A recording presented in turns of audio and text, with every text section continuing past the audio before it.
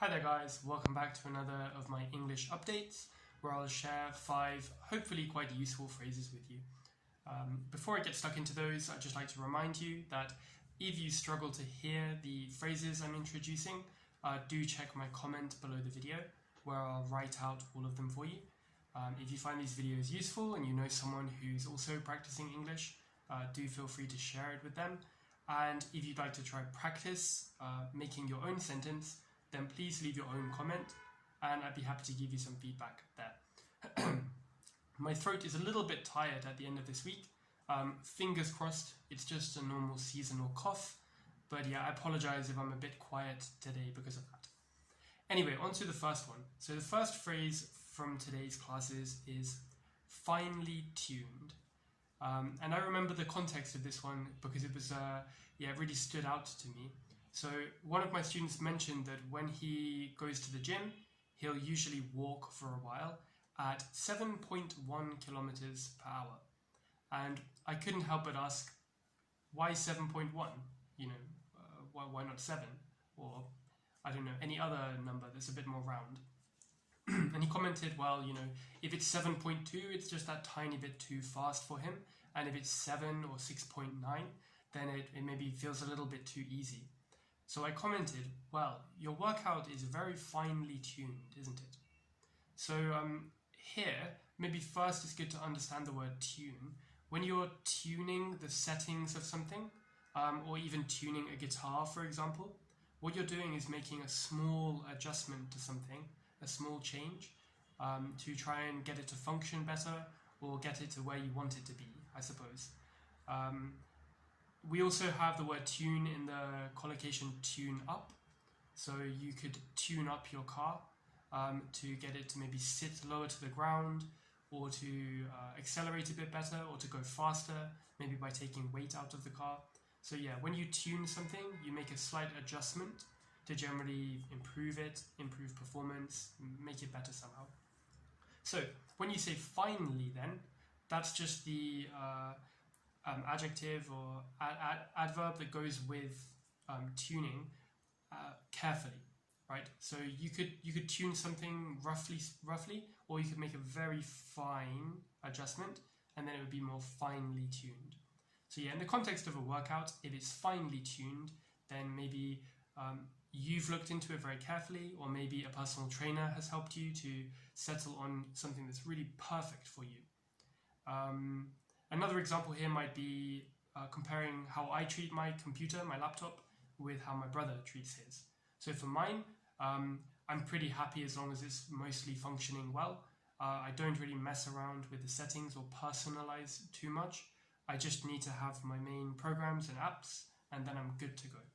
Whereas for my brother, it's important for him to have his computer much more finely tuned because he requires higher performance for his hobbies as well as his work. There you go. That was quite a lot on the first one. Hopefully this won't be a 20-minute video.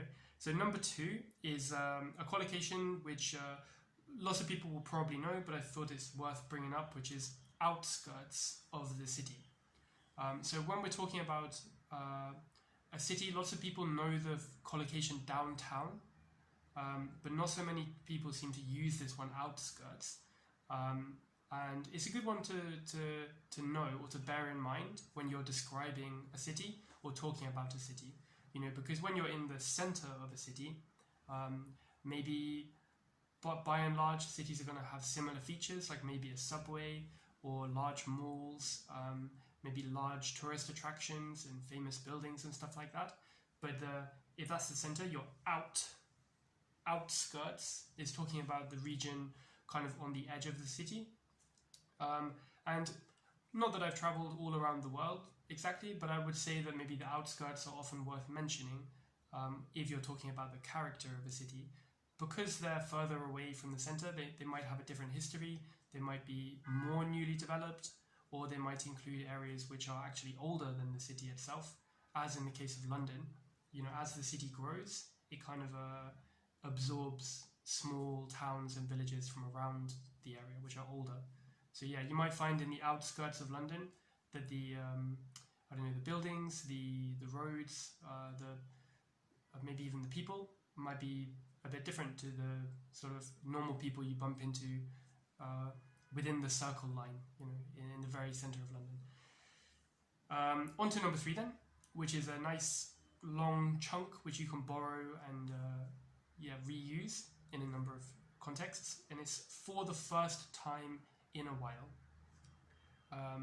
Let me think of something which I've done for the first time in a while. I suppose recently I started learning a new language for the first time in a while. Back in sort of 2012 to 2016, I would quite often jump between languages around when I attended the Polyglot Gathering, just for the fun more than anything, but I hadn't done for a while, and just recently I started learning Romanian, so that was picking up a new language for the first time in a while.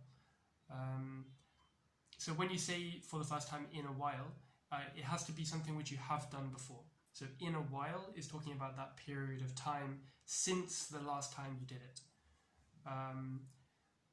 Maybe, I suppose a couple of weeks ago I went hiking, and that was the first time in a while. So to put the whole structure together, I went hiking for the first time in a while.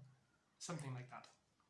Number 4 is a fun collocation, fight to the death.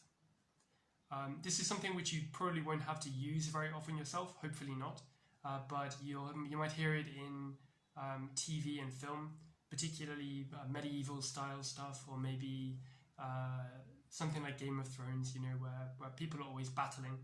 So a fight to the death is pretty self-explanatory. It's a fight where you can't leave, you can't win without someone dying. So in a fight to the death, you have no winner or loser until someone dies, and then obviously the person who died is the loser.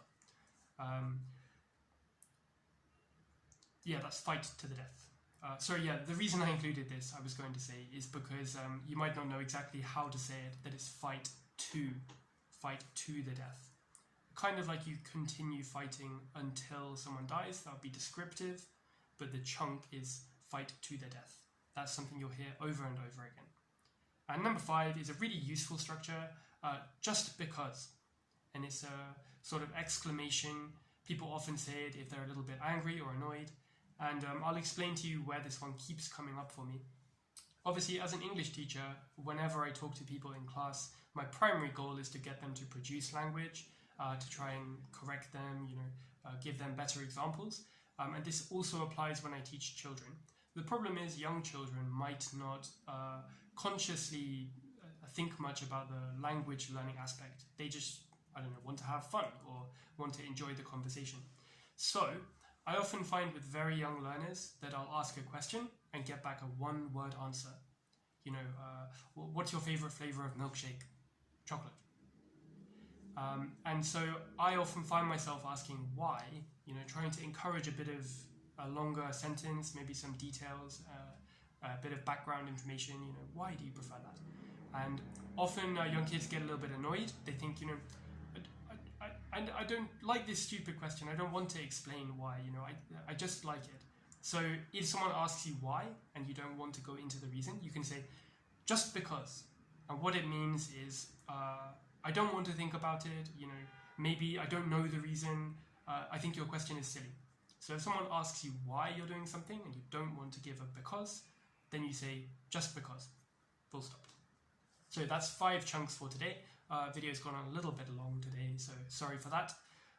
Before I finish, just remember there's the Quizlet set in the video description as always. Click on that and you can play the match game to very quickly test yourself on this language. And you can also link through to all of my other English Update Quizlet sets. So with that said, I hope you enjoyed it and see you in the next one. Goodbye.